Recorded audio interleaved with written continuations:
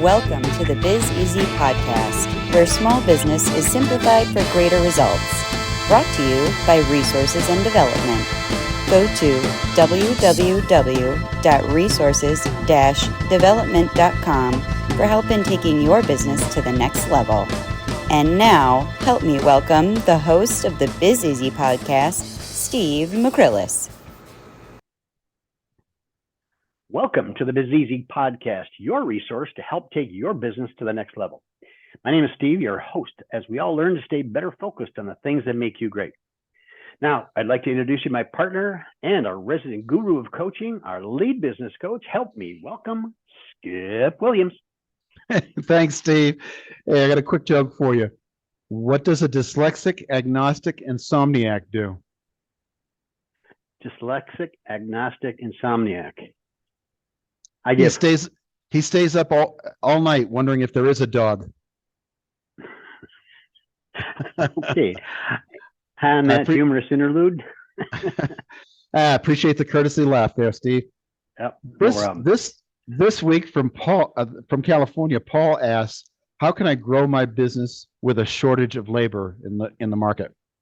I thought that was a great question, Paul. And in my opinion, the answer will be found by doing many things, not just one. Indeed, business owners across the country have been squeezed by the pandemic, government regulations, lack of customers, lack of employees, increased wages, and increased costs. You know, Tony Robbins, amongst others, have said, if you're not growing, you're dying. And so business owners are struggling right now. In light of all that, how do we grow our business when the world seems like it's working against us? Well, Skip, there seems to be a lot in the news of a looming recession and a prolonged inflation, but the headlines continue to express the fear of mass layoffs by big corporations. Now, shouldn't this bode well for small businesses trying to pick up additional labor? Right, and depending on when you're listening to this podcast, the labor market might be up or down. And that's what's going to happen in your career is you're going to have these cycles where there's a shortage of labor and then there's a glut of labor. It's a employees market, and then it's an employers market. But right now, as you're indicating, we're talking about a recession coming, and that might free up a lot of talent out there. But that window is closing fast. So this is actually an opportunity, and I'll explain why a little bit later here. Okay.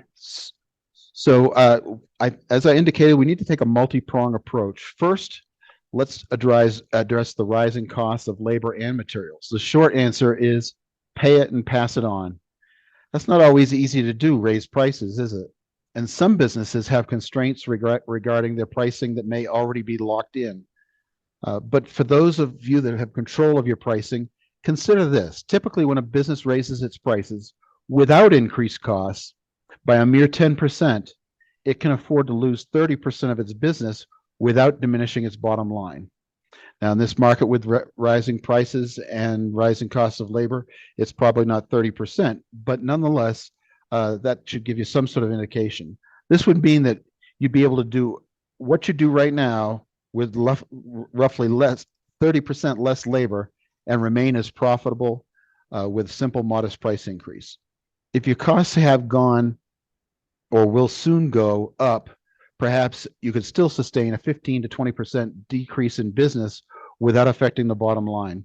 If you'd like to understand more of this, please reach out and I'll explain the math better. Well, it seems like a lot of math for a business owner to understand while trying to save their customers, but don't we have a Biz Easy app for that? I'm glad you asked, Steve. Not scripted at all. As a matter of fact, we do, and this is something we can provide free to anybody who would like to email me. I'll send them a copy of this spreadsheet, and just to quickly walk you through it. I won't spend a lot of time with it, but you put the price increase that you'd like to put, that you're considering in, and this is based on your company financials. So you put your total revenue, your total cost of labor, and cost of materials, and it will show that even if you're doing 1,000 sales per period, you could make, with that 10% increase, you could break even make the same kind of money that you're making right now, gross profit of $100,000 with only 666 sales. Now, if we didn't lose anybody, we'd end up making $50,000 more that year or that month, whatever these numbers represent. We can also do it. We can also do it based on unit pricing as opposed to company financials. So if anybody would like a copy of this tool, this app, just please email me at skip@resources-development.com and ask for the price increase spreadsheet, and I'll be happy to send it to you. So if continuing on, the second thing we need to look at is the efficiency, or more importantly, the throughput of our operation. How can we improve the throughput of the work that our company does? I won't go into the whole process of how to approach throughput improvement here, but if you're interested in learning more, again, please reach out to me. But imagine if we could just improve the output of our and efficiency of our operation by 10%. That would probably mean that you only need to recruit half as many people as you think you need to recruit right now. So for those listening, Skip is quite serious here. He has and he will walk you through it for your own business. Now, I'll give you Skip's email address one more time in case you miss it. It's skip@resources-development.com. Sorry, Skip, didn't mean to interrupt. Wanted to make sure that they caught that in case they missed it the first time. You're the host, and yes, you're right. Okay. So the third thing we need to look at is retaining good workers, the workers that we have right now. Of course, moving people up the pay scale, moving people up in the pace, and as well as the pay scale, as quickly as they may deserve. Bonus programs, those will help to retain. But I would first look at the culture and the working environment of your present operation. Is it a happy place or a toxic place? Find out what your best performers enjoy, why your best performers enjoy working here, and ask yourself, is there something you can do to make it even more enjoyable? Just like adding value to a product or a service, you can add value to your workplace. Remember that wages are usually the third or fourth thing that people consider when taking a job or keeping their job. It is those intangibles that really make the work rewarding. Sure. In fact, every time I sat with a business owner and we talked about employee culture, we talked about what it is that employees are interested in or what keeps them at work. Ultimately, the top three had nothing to do with wages. They were, one, being on a winning team. Number two, being recognized for the work you have. Number three is probably the working environment. But pay never came in even in the top three. Now, didn't we have another podcast where we talked about the culture of the company and it's important for a manager to become a leader? I think we did. And if I'm repeating myself, forgive me here, Steve. And there's a lot of things that go into culture. But in my mind, the best way to explain culture for a company is that balance between employees having fun and seriously getting the job done. And in some places, it can be fun all day. In other places, it has to be pretty close to serious all day. But finding that balance that makes your employees finds their employees happy spot as will go a long ways to making sure your customers get taken care of as well. Fun until the employer takes the payment away. Isn't there a song by that name? Sorry, didn't mean to interrupt. Beach Boys, I think. I'm not sure. Oh, there you go. So the fourth aspect here of this multi-tiered process is to try and solve the recruitment problem. And here's why it's so important.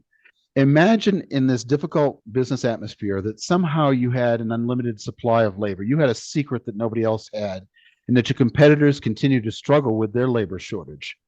It would be a tremendous competitive advantage, wouldn't it? It's a time to grow and a time to take a bigger percentage of the available market. It would set your business on a trajectory for exponential growth in the years and decades to come. Therefore, as difficult a task as solving this problem is, the value of solving it is huge, and an opportunity that will only be here for a limited time. You'll have to wait for the next cycle. Sure. This takes me back to another principle that you've talked about more than several times, the Pareto principle, where 20% of what you do is going to lead to 80% of a return. That does apply here, yes? Well, in recruitment in particular, I guess it would apply to making sure that you're getting the cream of the crop when you are recruiting. It, Hiring people with just simply because they have a pulse and you need a job done is usually a recipe for long-term pain. And you know what I always say about long-term pain, don't you, Steve? It's better to end in pain, better to end in pain than pain without end. I didn't know you've always said that, but I'm going to write that one down. Okay. The solution includes many of the things that you're already doing, but just like customer acquisition, employee acquisition is a marketing problem. And when it comes to marketing, the creation of that MDP or marketing dominating position, or some people call it a USP, unique selling position, is the critical first step. Then using that same conversion equation to produce conversion, that compelling offer, and most of the other marketing concepts that we teach business owners daily will become the process to having both unlimited customers and applicants.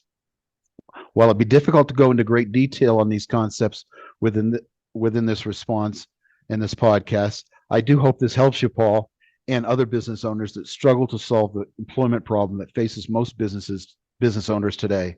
Again, please feel free to reach out if you'd like more details or to take a look at your specific circumstances.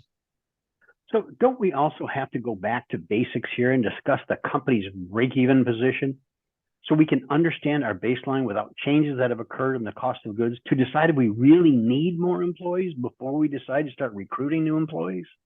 Yeah, I think that refers to item number 1 and 2, right? When we're talking about price increases, we definitely need to know that information.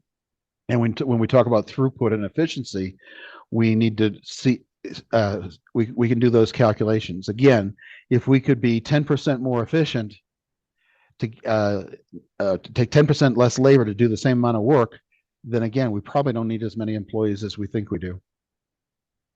Yeah, I recently read a statistic that there is currently 1.7 unemployed people for every available job posting. Now, in your experience, I know that number changes. We happen to be in a glut at this point. In your experience, what is the client's biggest issue in finding employees? I know 1.7 unemployed people for every job sounds like a pretty good ratio, but think about it this way, Steve. With any marketing problem, there's probably 20,000 people in your service area that need the goods or the services that you provide. And when you put your marketing materials out, you'd be lucky to be able to get what, 5 or 10% of those people. So the same thing is true here. We'll probably need more like 20 or 30 applicants to fill 1 or 2 positions. An HR director used to tell me, on average, you need to do 10 interviews to find that one gem that you're looking to hire. That brings me to a very interesting conundrum, which I've faced with business owners often when they tell me that they need new employees. So I say, walk me through how your interview looks. And they would tell me, this is my script. This is what I tell them about our company. I tell them about our benefits. I tell them about our flexible hours. I tell them about all the benefits. I said, so ultimately, you're talking them through what they're getting. How much of the interview goes into what they bring to the table and how much they offer? Now, we've had perhaps a podcast about this as well. Shouldn't it be 10%, 90%, 10% you talking and 90% you finding out, let them tell you why they should be involved in the business rather than you trying to sell them into the job? Yeah, we cannot forget that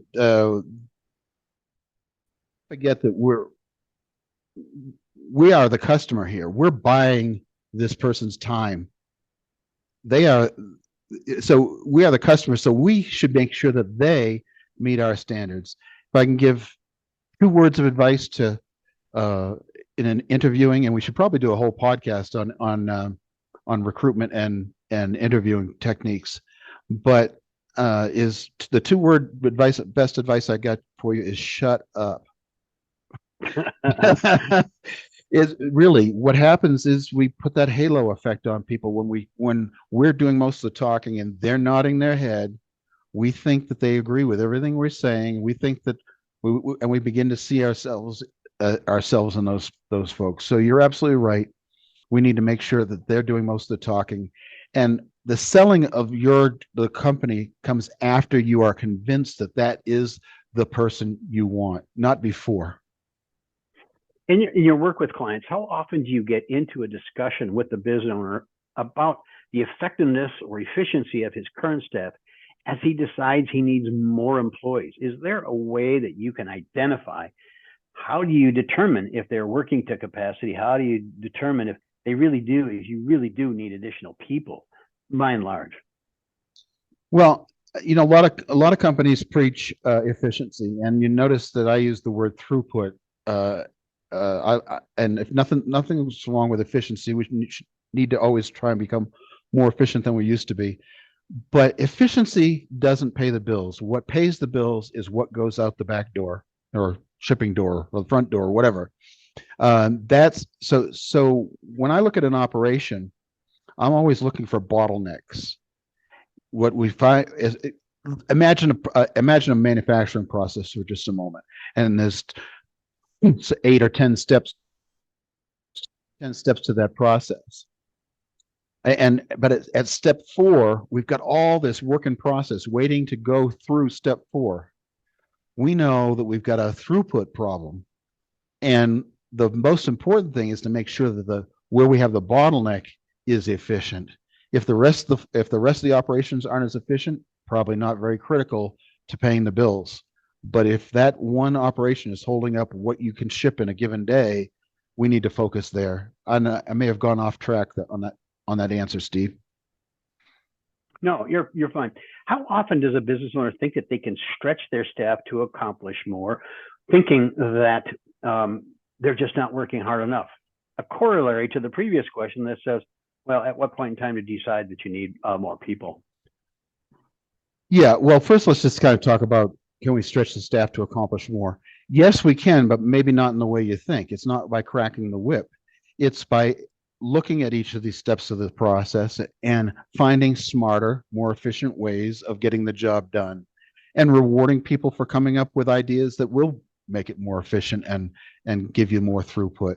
So it's not about stretching the staff as much as it is about increasing the efficiency and throughput. So once again, if you've done these things and your operation is as efficient as it can be, and you still have bottlenecks, and you're still not shipping what you're meeting your customers' expectations or whatever, then you certainly need people. And a good manager will be able to predict that in advance. And there's a lot of tricks in order to do that, but you can do some predictive analysis. I'm glad you brought that up, because very often I find that when talking to business owners about their staff and they're talking about their key employees, I say, how often do you solicit input from key people in key positions, or maybe not even key positions, but even some of the static positions, or encourage them to bring up a means by which they could do it more efficiently? I mean, I think that becomes part and parcel of improving your staff's performance, determining if you're going to need more people, by asking them, is there a better way to do this? And then listening, as opposed to saying, this is the way we've always done it, this is the way we're always going to do it. Doesn't that factor into it on some level? Oh, absolutely. Absolutely. I may know a lot of things about how to make your business more efficient or how to do things better or whatever, but the technical thing that you do, probably nobody knows how to do that better than you. I certainly don't. And it's because you are there on a day-to-day basis. You are doing the ins and outs of it. You have to be the last word. Well, same thing is true with your employees. They do that job more often than you do. They do it day in and day out, and their opinion on how to make it more efficient is probably more valuable than yours. It doesn't mean to say that you're going to take every suggestion somebody brings up, but it does give them the impression, or at least the notion, that you are listening, as long as you do. Make sense? And it all right. And the other bonus to that is that you get employee ownership. Employees take responsibility for what goes through their piece of the operation, and Sure. and they develop pride over the quality of what they do. Sounds like that podcast about culture is coming up here. So any final comments on today's topic without getting political or too deeply socioeconomical? Well, once again, it's like any other problem, you need to take a multifaceted approach. It's going to be incremental improvements in different areas that solves the overall objective, and the same, of course, is true here. So, but if a piece of advice that recruitment is a marketing problem more than it is anything else. No, sounds good. Well, I tell you, we're quickly came up on our 20, 21, 22, 19 minutes. So for this podcast, I will say thanks for joining us. And that's a wrap.